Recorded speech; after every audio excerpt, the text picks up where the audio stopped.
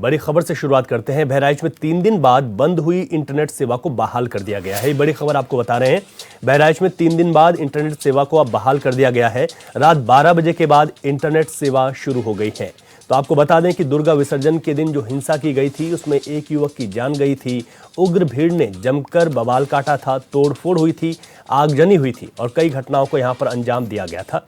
घटनास्थल पर भारी सुरक्षा बल तैनात भी है। मौके पर 12 कंपनी पीएससी और आरपीएफ की टीमें तैनात हैं। पुलिस के लोगों से झूठी सूचनाएं न फैलाने की अपील है। फिलहाल माहौल शांत हुआ है। आरोपियों की तलाश में पुलिस जुटी हुई है, एसटीएफ जुटी हुई है। ऐसे में इंटरनेट सेवा जो कि अफवाहों को फैलाने के लिए रोकी गई थी उसको बहाल कर दिया गया है और 3 दिन बाद यहाँ पर इंटरनेट सेवा बहाल हुई है। लोगों के लिए अच्छी बात है, राहत की बात है, लेकिन फिर भी पुलिस यहाँ पर नजर बनाए हुई है। उधर स्पेशल टास्क फोर्स आरोपियों की तलाश में जुटी है।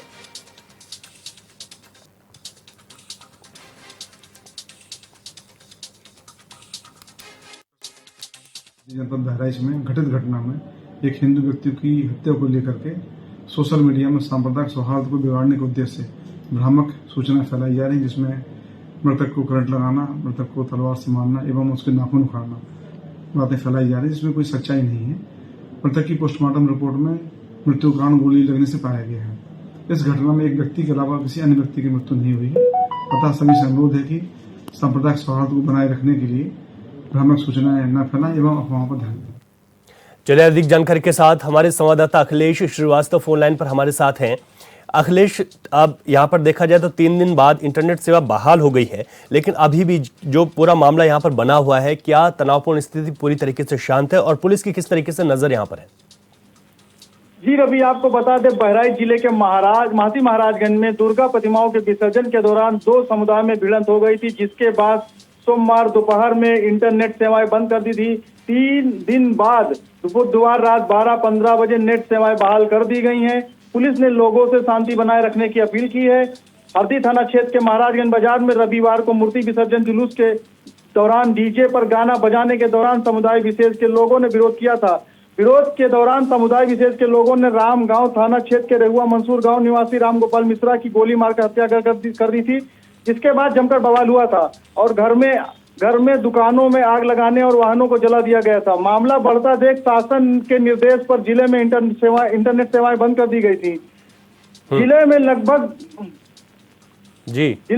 पुनः इंटरनेट बहाल कर दिया गया है। इससे लोगों में खुशी की लहर है। उधर पुलिस ने बयान जारी किया है, कहा है कि सोशल मीडिया पर तरह तरह के अफवाहें फैलाया जा रहा है, जिससे रामगोपाल मिश्रा की करंट लगने से मौत हुई थी, नाखून उजाड़ने के आरोप लगाए थे। यह सभी आरोप निराधार हैं। फिलहाल प्रशासन की तरफ से अभी भी चप्पे चप्पे पे सुरक्षा तैनात है। जी ठीक है, आप कह रहे हैं कि प्रशासन की ओर से सुरक्षा को के दृष्टिगत चप्पे चप्पे पर तैनात है और माहौल जिस तरीके से कुछ ठीक हुआ तनावपूर्ण, तो उसके बाद इंटरनेट सेवा बहाल कर दी गई, लेकिन नजर पुलिस पूरी बनाए हुए है। बहुत शुक्रिया अखिलेश तमाम जानकारी के लिए आपका। और इस वक्त बड़ी खबर आ रही है देवरिया से, जहां पर मूर्ति विसर्जन के दौरान मारपीट का मामला सामने आया है। ये बड़ी खबर आपको बता रहे हैं, मूर्ति विसर्जन के दौरान मारपीट का मामला आया। मुख्य आरोपी समेत एक अन्य युवक को गिरफ्तार भी किया गया है। मझौरी राज कस्बे में पुलिस ने ये फ्लैग मार्च निकाल दिया है। मारपीट में एक युवक गंभीर रूप से घायल हुआ है। घटना को लेकर लोगों ने यहां पर भी हंगामा और बवाल काटा। तो देखिए बड़ी खबर आपको बता रहे हैं देवरिया से, जहां पर एक बार फिर इसी तरीके की घटना जैसे बहराइच में हुई थी वो देखने को मिली है और यहां पर भी अब पुलिस ने मोर्चा संभाल दिया है। तो मूर्ति विसर्जन के दौरान यहां पर मारपीट का मामला सामने आया है और इस तरीके की जो घटना है उसके बाद तनाव की स्थिति बन गई। लोगों में आक्रोश है और इसी को देखते हुए पुलिस ने फ्लैग मार्च निकाला है। तस्वीरें भी आप देख सकते हैं कि पुलिस फ्लैग मार्च यहां पर निकाल रही है, लोगों से शांति व्यवस्था बनाने की अपील की है। तो मारपीट में एक युवक गंभीर रूप से घायल हुआ है। घटना को लेकर लोगों में आक्रोश है और हंगामा किया है।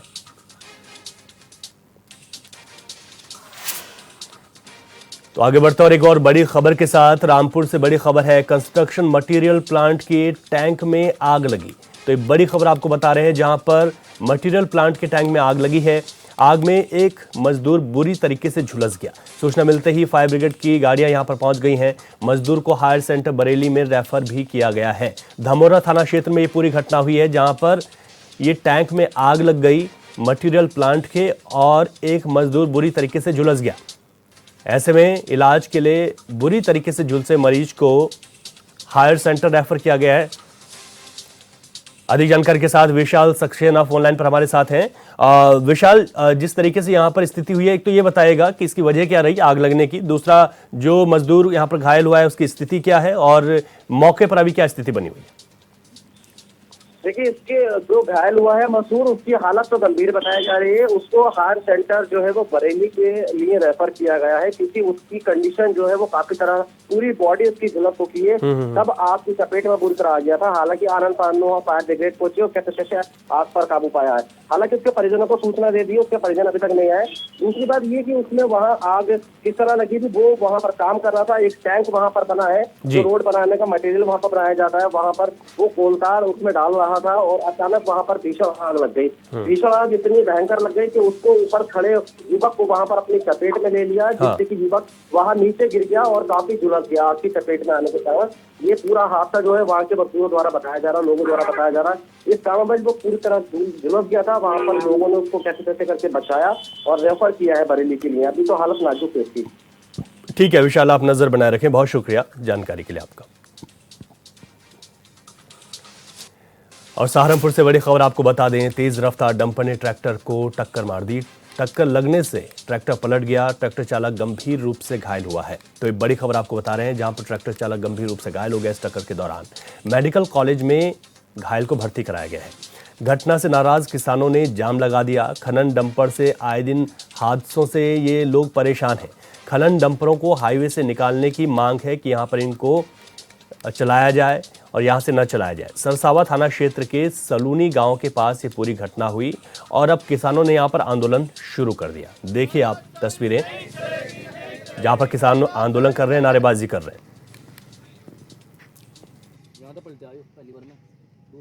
सड़क छोटी है बहुत, नंबर जो है सब ने नंबर मिटाए हुए हैं अपने। इतनी स्पीड से चलते हैं कि जिसका कोई राह नहीं है। आज सुबह हमारा एक साथी मुकर्रम सन ऑफ असलम ब्रह्मपुरा, वो पेट्रोल पंप से डीजल लेके निकला तो पीछे से आ रहे अंधाधुंध स्पीड में डंपर ने पीछे से टक्कर मारी। ट्रैक्टर ने 3 पलटी ली और अभी भी वो बच्चा पीजीआई पिलखनी में एडमिट है, जिसमें कि हालत उसकी नाजुक बनी हुई है। उसको लेके हमने यहाँ रोड जाम किया है और रोड जाम करने के बाद जबकि प्रशासन हमें धमका रहा है, हमारे भी प्रश्न बना रहा है जी आप रोड खोलो। हमने यही कहा, हमारी जो मांग है, हमने यही कहा कि जो भी संबंधित अधिकारी हो, जिस पे पावर हो, वो आए। हमें आश्वासन नहीं चाहिए, हमें इसका हल चाहिए। और हमारे संवाददाता योगेश आर्य ज्यादा जानकारी के साथ हमारे साथ फोन लाइन पर जुड़ गए हैं। योगेश, जिस तरीके से यहाँ पर आए दिन हादसे हो रहे हैं और ये आंदोलन भी यहाँ पर शुरू किया गया है, वो कह रहे हैं कि हमें आश्वासन नहीं, हल चाहिए। देखिए बिल्कुल रवि, मैं आपको बता दूं कि सहारनपुर के सरसावा चिल्काना मार्ग का पूरा मामला है। सलोनी गांव के पास जो है एक डंपर खनन का था, जो कि बड़ी तेजी से आ रहा था और वहीं एक पेट्रोल पंप से ट्रैक्टर पर सवार व्यक्ति जो है तेल लेकर के अपने निकल रहा था, तो उसको डंपर ने टक्कर मार दी, जिससे उसका ट्रैक्टर जो है वो पलटते हुए किनारे पर जो है सड़क किनारे पर पलट गया, जिसमें जो ट्रैक्टर पर सवार व्यक्ति था उसको चोट भी आई है। हालांकि उसको राजकीय मेडिकल कॉलेज में इलाज के लिए भर्ती करा दिया है। और जैसे इस हादसे की सूचना लगी तो वहां पर आसपास के स्थानीय लोग और भारतीय किसान यूनियन के जो किसान थे वो वहां पर पहुंचे और उन्होंने वहां पर जाम लगाते हुए नारेबाजी शुरू कर दी। और उसके बाद जो है जो आलाधिकारी थे वहां मौके पर पहुंचे और उन्होंने जो है वहां पर उनको समझाने का प्रयास किया। काफी देर तक वार्ता चली और अधिकारियों के बीच चली वार्ता के बाद ये निष्कर्ष निकला है कि जो जिस डंपर ने जो है टक्कर मारी थी उसको जो है उसके खिलाफ कार्रवाई की जा रही है और साथ ही साथ इसको लेकर के एक रिपोर्ट जो है आलाधिकारी को भेजी जाएगी, ताकि इस पर जो है इसका हल निकाला जा सके। क्योंकि किसान लगातार मांग कर रहे हैं कि जो ये डंपर है लिंक रोड से ना, ये छोटी रोड है और उसकी बजाय वो हाईवे से निकल कर आए। देखिए इसमें सबसे बड़ा सवाल ये है कि क्योंकि वह टोल बचाने की वजह से इन रोडों को चुनते हैं, ताकि जो है वो टोल बचे और टोल बचाते हुए वो निकलते हैं और कई बार यही कारण होता है कि वो हादसे का सबब बनते हैं। तो ऐसे में जो है अब किसानों से जो वार्ता हुई है उसके बाद यही निकाला जा रहा है कि उच्च अधिकारियों के हस्तक्षेप के बाद इनका जो है निर्धारित रूट जो है वो हाईवे से करते जाए, ताकि जो है इस तरह की हादसों में कमी आए। जी बिल्कुल ठीक है योगेश, आपने कि ऐसे हादसों की पुनरावृत्ति ना हो और इस पर हल निकालने की जो बात कर रहे हैं वो बिल्कुल ठीक भी है, अच्छी सही मांग है। आप नजर भी बनाए रखिएगा। बहुत शुक्रिया आपका जानकारी के लिए। और चलिए अब विस्तार से खबरों में आगे बढ़ेंगे। मथुरा के थाना कोसी कलां क्षेत्र अंतर्गत शेरगढ़ कोसी मार्ग पर भीषण हादसा हो गया, जहां मजदूरों से भरी पिकअप बिजली के खंभे से टकरा गई। हादसे में 2 महिलाओं समेत 4 की मौत हो गई, जबकि 5 लोग गंभीर रूप से घायल हो गए हैं। जिन्हें तत्काल जिला अस्पताल में भर्ती कराया गया है। वहीं हादसे के बाद पिकअप चालक मौके से गाड़ी लेकर फरार हो गया।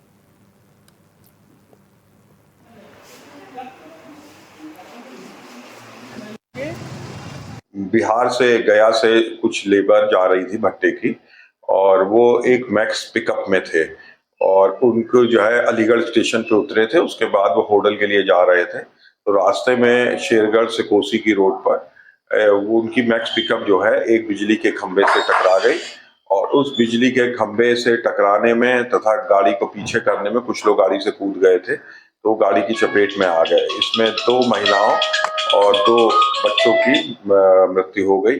4 लोग गंभीर रूप से घायल थे, जिनको कोसी पीएससी पे सीएससी में भर्ती कराया गया था तथा जिला अस्पताल रेफर किया गया है।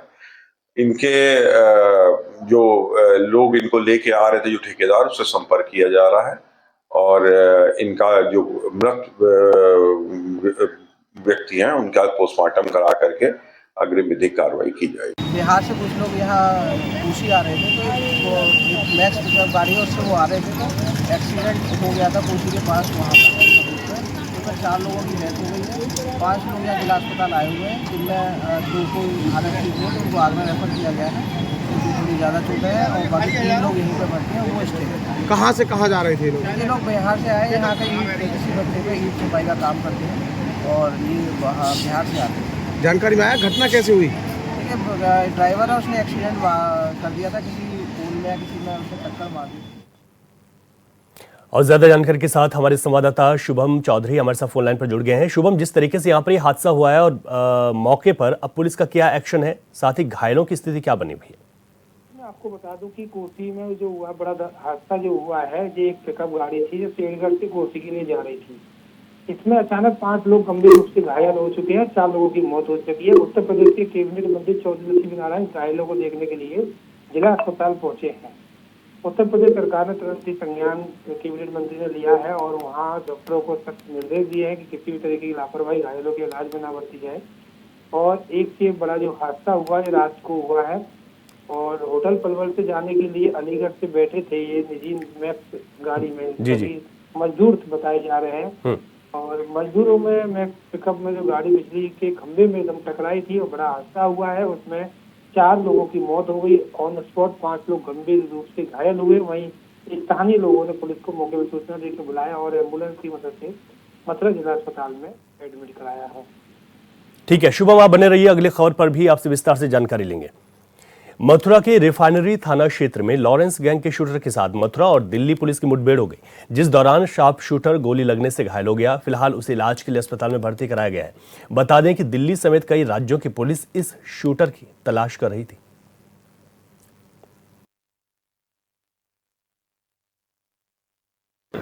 रिफाइनरी पुलिस और दिल्ली पुलिस के संयुक्त ऑपरेशन में एक एवेश उर्फ राजू है, जो ग्रेटर कैलाश थाना दिल्ली का वांटेड है।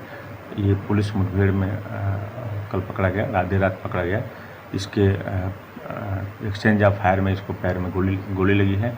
इसके पास से एक तमंचा और इलीगल वेपन और कारतूस और खोखा बरामद हुए हैं। जो मोटरसाइकिल थी प्रथम दृष्टया वो चोरी का है, बाकी इसमें डिटेल अभी असर्टन किया जा रहा है। और जो घायल है उसको एडमिट कर दिया गया, बाकी विस्तृत से पूछताछ की जा रही है, क्योंकि प्रकरण दिल्ली का है। इसके बारे में विस्तृत जानकारी दिल्ली पुलिस से।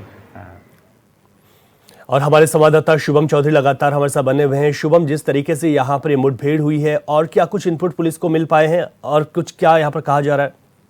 देखिए, मैं आपको बताऊं, देर रात गैंग के जो शूटर था मथुरा एनकाउंटर किया है पुलिस ने, और मथुरा पुलिस के लगातार जिला जो के वरिष्ठ पुलिस अधीक्षक है शैलेश कुमार पांडे, वो लगातार अभियान छेड़ रखा है गैंगस्टरों के खिलाफ। और मथुरा यूपी पुलिस और दिल्ली पुलिस ने मिलकर ये एनकाउंटर किया है। और मैं आपको बता दूं कि रिफाइनरी थाना क्षेत्र के गुरुवार की सुबह फैशन गैंग शूटर के साथ मथुरा और दिल्ली पुलिस का एक एनकाउंटर हुआ, जिसमें मुठभेड़ के दौरान शूटर के पैर में गोली लगी है, और जिसके घायल को तुरंत ही नजदीकी अस्पताल में इलाज के लिए भेजा गया है और भर्ती वहाँ हुआ है।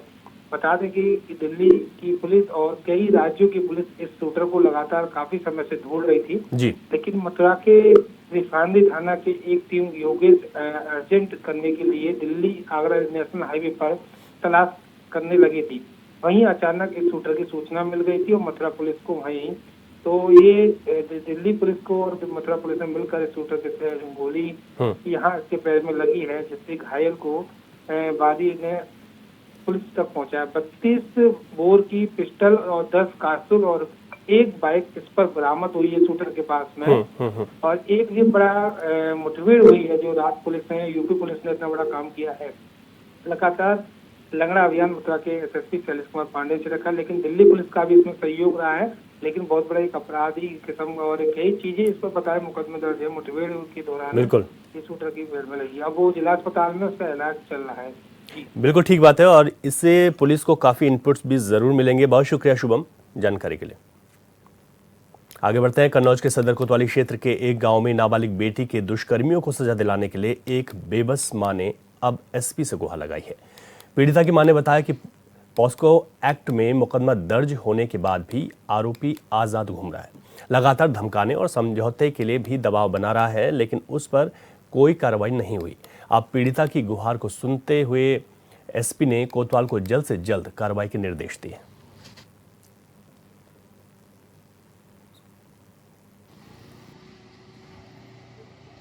चार लोगों ने मुझे पकड़ लिया था, मुझे ले गए थे भगा के, और फिर लड़के के साथ मुझे भेज दिया था, और फिर वहाँ से हम अपने घर पे आए।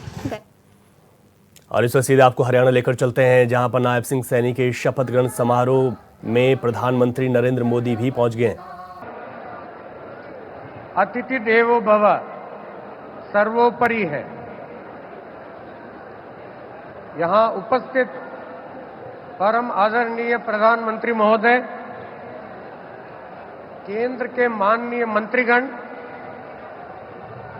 विभिन्न राज्यों के राज्यपाल महोदय, उपराज्यपाल महोदय, विभिन्न प्रदेशों के मुख्यमंत्रीगण, उप मुख्यमंत्रीगण एवं मंत्रीगण,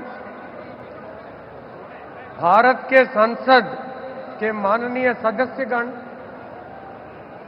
विभिन्न राज्यों के विधानसभा के सदस्यगण व अन्य गणमान्य वरिष्ठ महानुभावों को मैं सादर प्रणाम एवं अभिवादन करता हूं, और हरियाणा के महामहिम राज्यपाल और सभी नागरिकों की ओर से धन्यवाद और आभार व्यक्त करता हूं। आपकी इस अनुग्रह एवं अनुकंपा से हम कृतार्थ हैं श्रीमान। आज बहुत पवित्र दिन है। अश्विन महीने का पूर्णिमा का तिथि है। आज भगवान वाल्मीकि जी के पवित्र जयंती है। हम सब के लिए बहुत ही पवित्र और शुभ दिन है।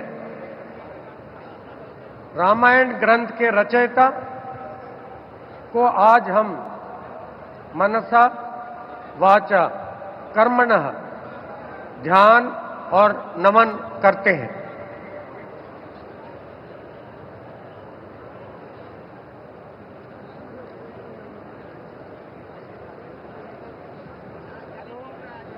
अब मैं माननीय राज्यपाल महोदय से शपथ ग्रहण समारोह आरंभ करने की अनुमति चाहूंगा। माननीय राज्यपाल महोदय ने अनुमति प्रदान कर दी है, अतः इस समारोह की कार्यवाही आरंभ की जाती है।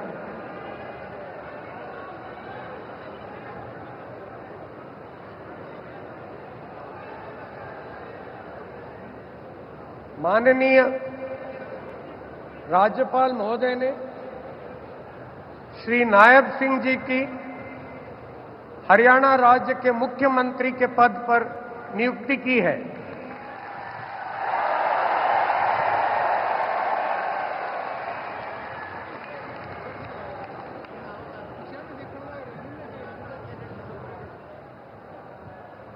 अब मैं श्री नायब सिंह जी से निवेदन करता हूं कि वे पद एवं गोपनीयता की शपथ ग्रहण करने के लिए मंच पर पधारें।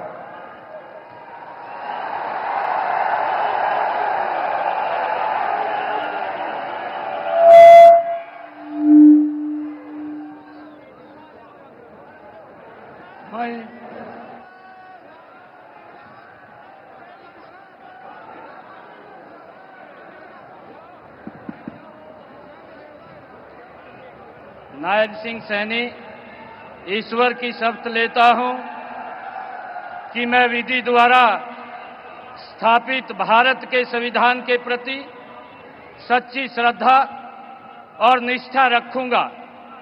मैं भारत की प्रभुता और अखंडता अक्षुण्ण रखूंगा।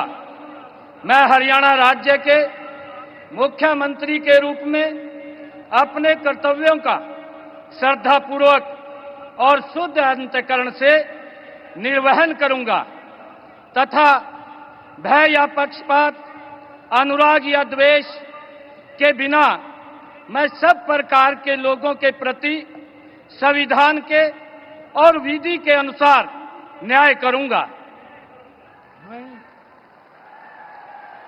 नायब सिंह सैनी ईश्वर की शपथ लेता हूं कि जो विषय हरियाणा राज्य के मुख्यमंत्री के रूप में मेरे विचार के लिए लाया जाएगा अथवा मुझे ज्ञात होगा, उसे किसी व्यक्ति या व्यक्तियों को उस अवस्था को छोड़कर, जबकि ऐसे मुख्यमंत्री के रूप में अपने कर्तव्यों के उचित निर्वहन के लिए ऐसा करना अपेक्षित हो, अन्य अवस्था में मैं प्रत्यक्ष या परोक्ष रूप में संसूचित या प्रकट नहीं करूंगा।